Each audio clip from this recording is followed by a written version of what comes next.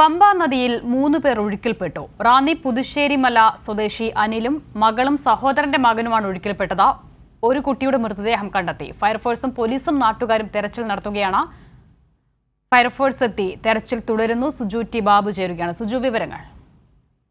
അപ്പിത ഇന്ന് വൈകിട്ട് 4 മണിക്കാണ് റാന്നി ചന്തക്കടവിൽ 3 പേർ ഒഴുക്കിൽപ്പെട്ടിരിക്കുന്നത്. ഇത് ഈ റാന്നി പുതുശ്ശേരിമല സ്വദേശി അനിലും അദ്ദേഹത്തിന്റെ അനിലിന്റെ മകൾ, അനിലിന്റെ സഹോദരന്റെ മകൻ എന്നിവരാണ് ഒഴുക്കിൽപ്പെട്ടിരിക്കുന്നത്. അനിൽകുമാർ, നിരഞ്ജന അങ്ങനെ 3 ആളുകളാണ് ഒഴുക്കിൽപ്പെട്ടത്. ദൃക്സാക്ഷിയുടെ മൊഴി പ്രകാരമാണെങ്കിൽ ഇവർ ഈ സ്ഥലത്തെത്തി ഈ തുണി കഴുകുന്നതിനിടയിലാണ് ആദ്യം ഒരാൾ ഒഴുക്കിൽപ്പെടുന്നു. ആ ഒഴുക്കിൽപ്പെട്ട ആളെ രക്ഷപ്പെടുത്താൻ വേണ്ടിയാണ് മറ്റു 2 പേരും പെട്ടെന്ന് ഈ ആറ്റിലേക്ക് ചാടുകയായിരുന്നു. മറ്റു ചാടി ഒരാളെ ഈ കണ്ടു നിന്നവർ രക്ഷപ്പെടുത്തുകയും ചെയ്തിരുന്നു. പിന്നീടാണ് ഫയർഫോഴ്സ് എത്തിയും നാട്ടുകാരും ചേർന്ന് നടത്തിയ തിരച്ചിലിനൊടുവിലാണ് ഇപ്പോൾ ഒരാളുടെ മൃതദേഹം, ഒരു കുട്ടിയുടെ മൃതദേഹം കിട്ടിയിട്ടുണ്ട്. അതിൽ ആളുടെ പേരുവിവരം ലഭ്യമായിട്ടില്ല. എന്തായാലും നിർഭാഗ്യകരമായ സംഭവമാണ് ഇന്ന് റാന്നിയിൽ ഉണ്ടായിരിക്കുന്നത്.